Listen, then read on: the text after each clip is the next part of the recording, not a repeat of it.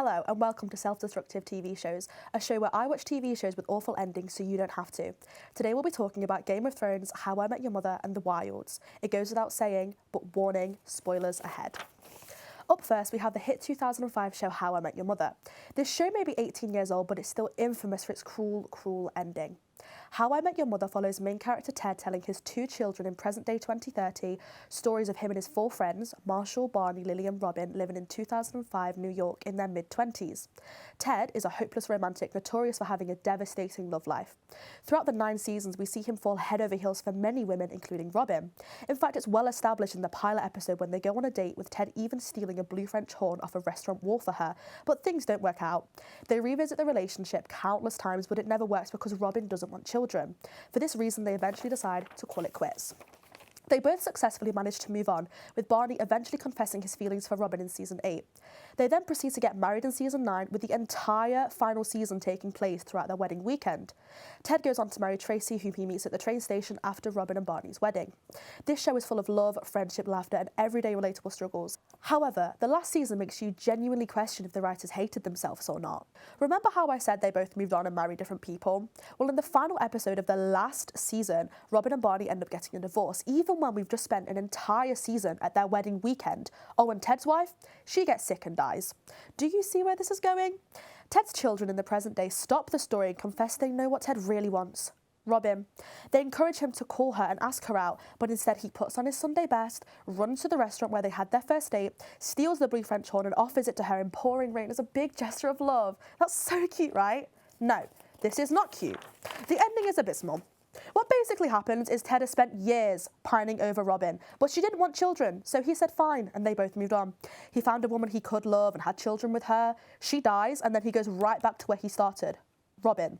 The writers treat Tracy as if she was just good for making Ted's children, the one thing Robin wouldn't give him, then they boot her off to show heaven. It makes Ted out to be a despicable person, which really hurts, because I find Ted to be such a relatable character up until the last episode. I'm rating this ending a solid 1 out of 5 stars. It completely ruins the show, it doesn't make sense at all, do not watch. Up next, The Wilds. Season 1 of this 2020 Amazon Prime production follows 8 teenage girls from different backgrounds that find themselves stranded on a remote island unaware they've just become the subjects of an elaborate social experiment.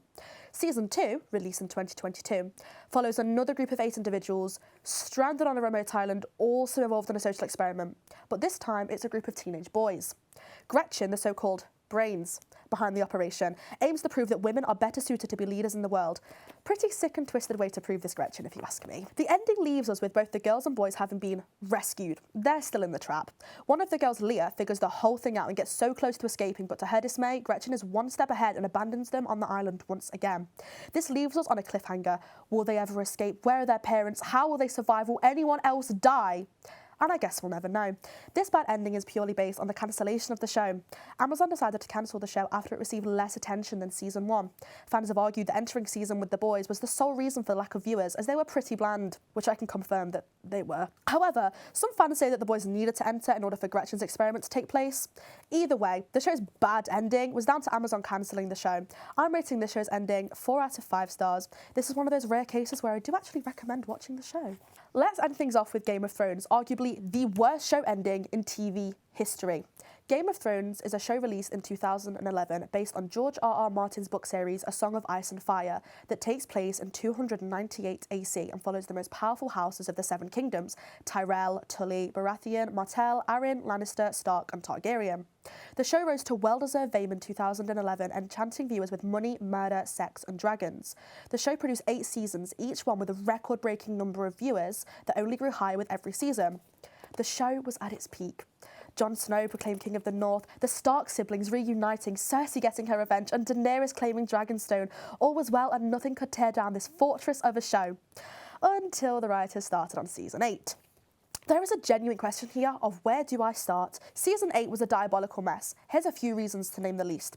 Jon being a Targaryen for no apparent reason, Daenerys going crazy and burning down King's Landing, Bran is somehow elected King of the Seven Kingdoms, Grey Worm didn't demand justice for Daenerys' murder, and did Arya actually kill anyone on her list apart from 4 people?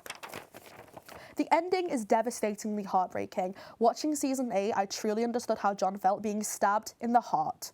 I'm rating this one a measly 3 out of 5 stars. There's so many inconsistencies and too much ruined character development that it almost ruins the entire show. However, this is one of my favourite shows and I will judge anyone that hasn't watched it. So yes, this may contradict my 3 out of 5 stars, but you need to watch this show. You need to. Well, that's all we have time for today on self-destructive TV shows. Join us next week for a peek into the disastrous endings of Gossip Girl, Killing Eve and The 100. Thank you for watching.